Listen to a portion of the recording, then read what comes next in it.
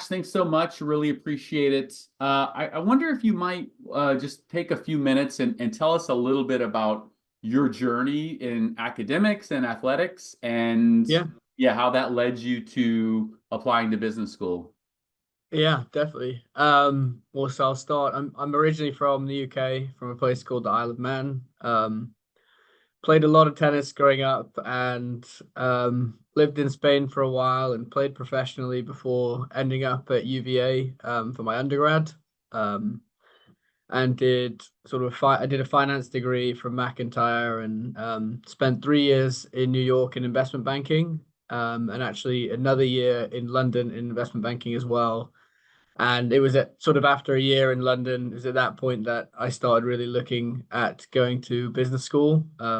I'd applied to Darden through their Future Years Scholar program, and had gotten in my final year of undergrad. But obviously took advantage of the Clayborne services to try and get my GRE score up and hopefully either get a higher scholarship at Darden or even try and open some new doors as well and see if that would be possible. So Awesome. Yeah, thanks for that. I guess just out of curiosity, what does getting an MBA like help you achieve? Is it earning yeah, potential? Is it like further advancement? Like in your mind, what is it gonna help you achieve?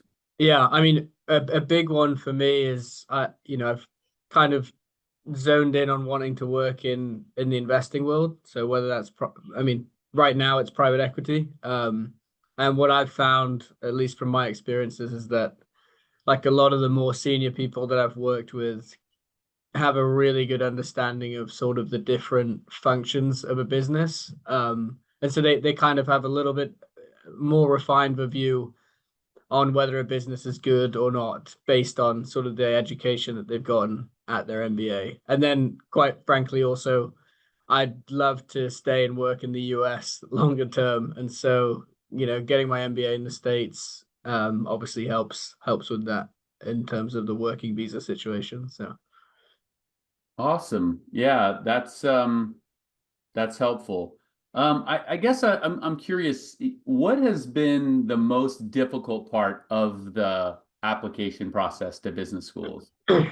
yeah, I mean, for me specifically, I was sort of shooting for the top schools, and so I think definitely getting a score that's competitive and feeling like you have at least a chance of getting in. And obviously that's only a small part of the whole application, but for me, having the athletics as well, there was already sort of a unique story, and so I think getting a good score where I felt competitive was super important for me. Um, yeah, but I definitely did not take in until I really started doing these applications. I didn't understand how much research needed to go into making essays and answers to short, questions super specific to the schools that you wanted to apply to. So I think that's something that people overlook a little bit. Yeah. In thinking about your timeline, in an ideal world, what would you recommend to students in terms of like putting together a package, um, Yeah. essays and everything, if they're going to apply to competitive schools like you did? Yeah, I mean, I have plenty of friends that took like over a year, like 1 to 2 years before they wanted to attend, they started prepping, and that was just in terms of, making sure their involvement outside of work was, up to date, and they were showing that they were going for leadership positions and things like that. But then also, pushing for not necessarily promotions, but you know, leadership positions within your work and trying to prepare more senior people for writing letters of recommendation, for example. I think that's super important. So in terms of timeline, I mean, I would suggest like at least a year in advance if you can. Okay. We have an admissions team, and something you said really resonated with me, and that's your activities outside of your job. What do these sort of activities involve, and what do you recommend? Yeah, I mean, I don't think there's really one specific activity that's going to reflect really well on an admissions committee. But I think they just want to know that you're, active in the community, as in, whether that's charity or even something as small as like, I mean, one school even has an area for like, oh, I spend a ton of time as a uncle, and that's important to them. They want to know, where you're spending your free time. And so I mean it's a mix, right? For me, it was I'm involved with the Young Alumni Council at UVA, which takes up a fair amount of time and is honestly kind of fun. And then also Run Your City, which is also a Charlottesville-based charity as well. And then there's a couple of other things that I'm involved with here in London, but they're more looking for like, leadership and community engagement overall. Got it. Yeah. Um, yeah, I wonder if we could switch focus and you could tell me what do you think some of the benefits of working with a tutor for the GRE are, and maybe contrasting that with like just doing it yourself, and maybe like, asking yourself why not just do it yourself? Yeah, yeah. And I mean, candidly can say that I tried to do it myself the first time around. And so hopefully my perspective's helpful.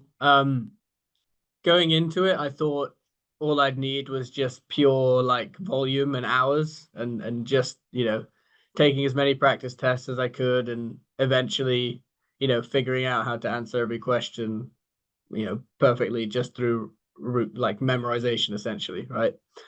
But and like the discipline to kind of study after work wasn't really an issue for me, but I understand that that could be like having tutoring sessions set up and in your calendar could be huge for certain people, right? Just having that accountability.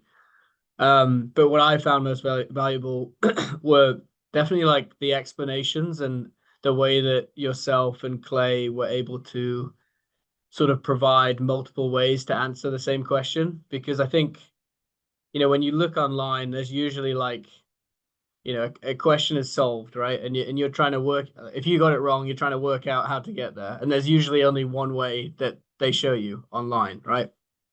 Whereas working with yourself and Clay, I found that not only were there multiple ways to kind of get to the answer, but you both understood the ways that I preferred to do it, if that makes sense. And so I think everyone has individual strengths, and I think working with Clayborne definitely helped me figure out what those were and apply it to the exam. That's not a tagline. I don't know what is. Yeah, I'm trying to improve your sales over here, but I appreciate that. Specifically, I'm curious, how do you think being a student athlete helps you prepare for the GRE? And you touched on this just a minute ago. yeah, definitely like the discipline to study after a hard day and whatnot. That's definitely number one. But to be honest, like because almost every time you take a test, you're gonna get questions wrong. And so I think like the ability to deal with failure quite well, I thought was really helpful. I mean, obviously, like in tennis, you lose at least, I mean, you lose points every single time you play a match, right? So you got to like just deal with those negatives and like persevere and try and find ways to get better. And I think, yeah, like using Clayborne, it's helpful, right? Because you obviously know the ups and downs that you go through when you're preparing for an exam that's sort of, going to play such a big role in what you end up doing over the next few years of your life, right? So it's a lot of pressure which you just have to deal with, and there's plenty of ways to, which you guys are also great at helping with. But yeah, I think for the most part it was just like being resilient that helped a lot for me, especially. That is an extremely helpful quality, I think, when taking the GRE, because I mean, any standardized test, but especially, business school admission style tests, because like you said, you're not gonna go out there and score in the 90th percentile your first time. Yeah.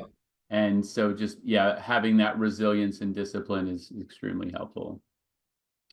Um, I guess in thinking about your journey, you were very well thought out, but is there something you wish you had known before you started applying to business school or doing GRE prep? Y- Yeah, yeah. I mean, there's a few points. I mean, one which I kind of touched on before was just how much time is necessary to one. I mean, it obviously depends on where you are from like a standardized testing perspective, but one is just, you know, how long it takes to improve your score. I mean, it's not something you can do in a week or two, or it's not something I can do in a week or two, right? So you just have to understand that it's going to take time. And so I could, because I literally remember like the first week that I started working with you both, I said, "Oh, I'm taking the test next week. So and I've been scoring X, right? If I end up scoring around there, then maybe we don't need to do this." And then it turns, instead of turning it, it went from a week to about 4 months. So, I mean, that's super important. It does take time and it takes like effort. And then I think when it comes to applying specifically the actual application process, I think you really need to be thoughtful. It's easy to say, like, yeah, I want to apply to Harvard, Stanford, Wharton, Columbia, right? But you need to know why, and you need to know the specifics of what you want to do there and what it's going to do for your career and how it's going to get you to where you want to be. Because so much of, like, I feel like the admissions committee, you know, are definitely looking at those things and sort of, you know, writing people off immediately when it's obvious that they haven't been thoughtful about why they want to go there to a specific school. That's a really good point, right? Why do you want to go to Darden or Harvard and not just any top tier school, right? Exactly. Yeah. Yeah. I mean, yeah, it's very easy to say, okay, I'm going to apply to these top five, but like your likelihood of success is very low if you're not thoughtful about it. So, Yeah. I'm curious, is it possible, or do you consider GRE prep and business school admissions preparation an investment? yeah, I would say so. Yeah. I mean, look, it went very, very positively for me. I mean, I saw, you know, a huge increase in my score from when I started working with you all to where I ended. But I also just think, I mean, in terms of if you want to maximize your potential, whether that's, and I know you offer sort of the admissions counseling as well, which I didn't do, but having that package together is super helpful. And I definitely do consider it a an investment. I would say the majority of people that I've spoken to at the schools that I wanted to go to used test preparation services or admissions consultants. So yeah, I mean, if you have the means and you're able to, I would highly recommend it. And what are some of the ways that you would measure those returns outside of like a higher score? Yeah, I mean, to be honest, I think what I took away from it was like even if my score wasn't going higher, my critical thinking skills were improved a lot. Um, and honestly, just like problem solving in general, grammar. I know it's like there's really little things to take away from maybe a huge dollar investment, but the truth is that like I don't know, I would have regretted not doing it, you know, if I'd have done it all myself and gotten a certain score, right? I would never have known how much better I could have done with the help of people that have so much experience and have proven time and time again that they can help people do better, right? So that's the way that I view it. That's that your last point, I think, is a salient one. It's so important, that peace of mind of knowing, I did everything I could, because I think if you do it yourself, maybe there's some reservations that you really didn't Yeah. go that extra mile. So There'll always be like the what if, right? So yeah. Well, I guess you are in a unique position that you took the long form version of the GRE and the short form version of the GRE. Um, do you want to give us some like either overview or granular details about some of the differences between those two forms? Yeah, I mean it was a little while ago, Lee, honestly, but in terms of the like I don't know how granular I can go, but I definitely found that and this helped me a lot in my prep was that when it went to the short form, I was a lot more focused on my like how I would approach the test in terms of like how much time I would be aiming to allocate to each question and trying to answer the easy questions first and then moving back to the harder ones. Whereas in the longer form of the test, I definitely felt like I knew how, like, one way or another, I had seen or knew how to answer every question. And so I was fighting really hard to get there without moving on to the next one, if that makes sense. It's basically like, your strategy with how you take tests. And I found that the shorter version was definitely more helpful for me. And it was probably due to the way that I prepared for it, in that I tried to tackle the easy questions first and would literally, if I read the first like line or two of a quant question and didn't like the sound of it, I just skipped and went to the next one. Um, which helped me a Yeah. ton. Um, well, I guess I have some other maybe interesting questions for you. So, um, you've ever seen the movie Inception? Oh God, I have, but Yeah. So the years ago. idea Yeah. is that you're able to sort of implant this idea, this thought in someone else's head. If you could implant an idea in the mind of somebody who's applying to business school, a very simple idea that would help them succeed in the process, what would that simple idea be? Gosh. I would say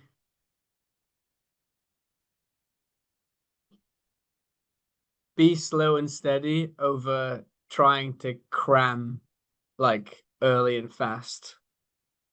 And the reason I say that is because by the time I took, and I think I told you this, by the time I took the test the last time and scored the best, it was actually when I'd taken the pressure off a little bit off myself and like actually had put in way less hours for the week, like almost the 10 days leading up to it. I really dropped down the hours and it was my last shot, right? It was right before the round two deadline. So I was like, let's just see what happens.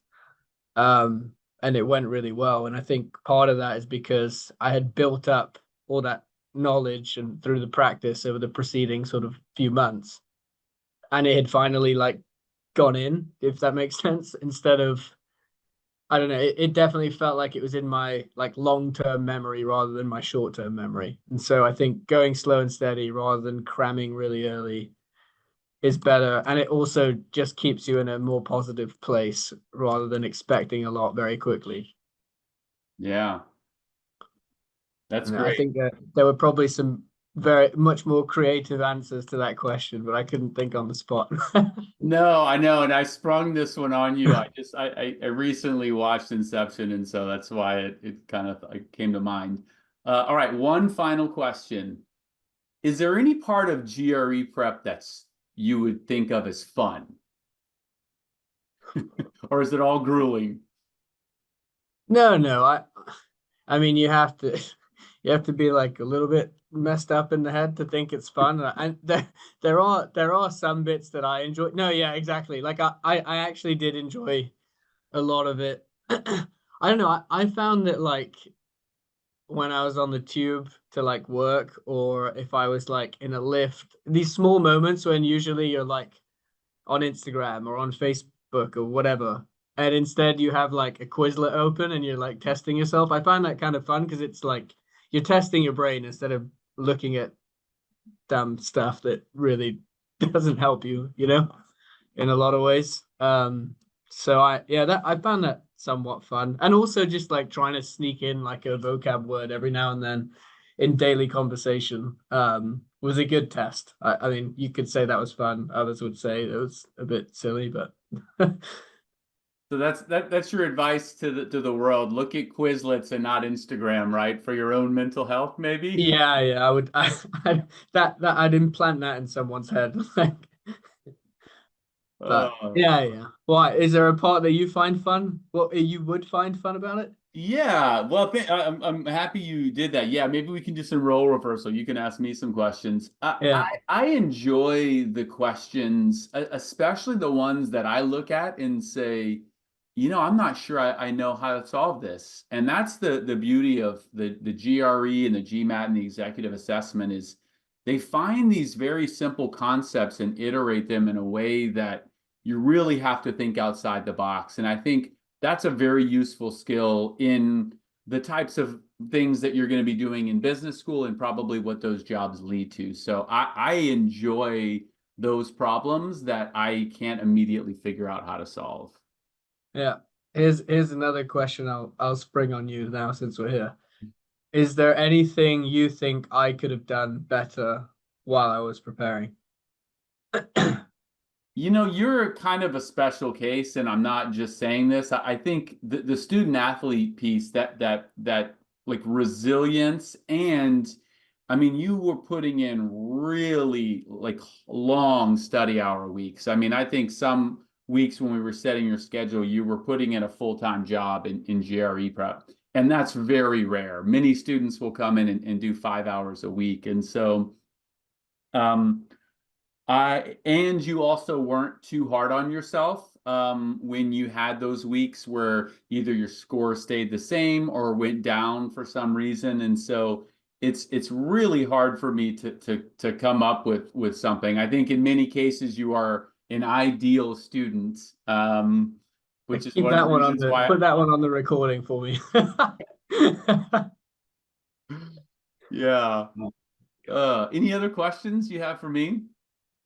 Well, I'm trying, I guess questions that would be helpful for other people, right? Like Yeah. if you, yeah, I just wonder, like, because for me, obviously, I did use an admissions consultant, but not with you all. And that probably was a combination of me not knowing you offered it, slash also initially not wanting to spend that money, to be honest, that extra money. But why would you think, or I guess better said, why should people applying to business school do both with Clayborne? Do both test prep and admissions consulting? That's a really great question, and I can give an honest answer that I think about all the time. It's because our admissions consultant at Clayborne is not a big fan of standardized tests, and so she will only recommend it if it is absolutely necessary. And from a business standpoint, that's not ideal, but from a holistic standpoint and not draining every amount of energy out of the students, I think that's great because our admissions consultant puts it in its place. Uh, when you're a hammer, everything looks like a nail, and so we do so much GRE prep that we say that's the most important thing, or doing the standardized test is the most important thing. But as you Yeah, alluded to earlier, there's so many other parts of the admissions process, and putting that into perspective is something that's helpful. nice, cool. Well, I don't have much more for you unless you want to spring another surprise question on me. Yeah, well, I could throw I could throw this one at you. All right. You wake up in a dream and you can be any animal. What animal are you going to be? Lion. I saw Oh. I saw a lion actually this past winter in South Africa, like three of them actually.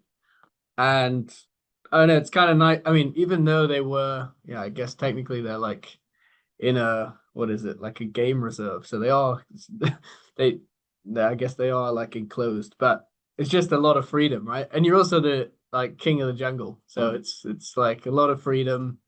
You're big and you can spend a lot of your time lying down actually. It's pretty relaxing, to be fair. Yeah, when you see them on video, they don't really seem like they have a lot of care in the world, except when they lock eyes with their prey. I Yeah, would not want to be on the other end of those eyes when they have that look. yeah. There, it's actually like they came super close to the like Jeep we were in, and it was both amazing and one of the scariest things I've ever done. Like it was super, super cool because they're also like pretty graceful when they're walking. They're like very like relaxed looking, but you see those teeth and you see how big they are, and you just know that if you are an unlucky soul that you're gone pretty quickly. So Oh. Well, Ash, thank you so much for your time. Really appreciate it.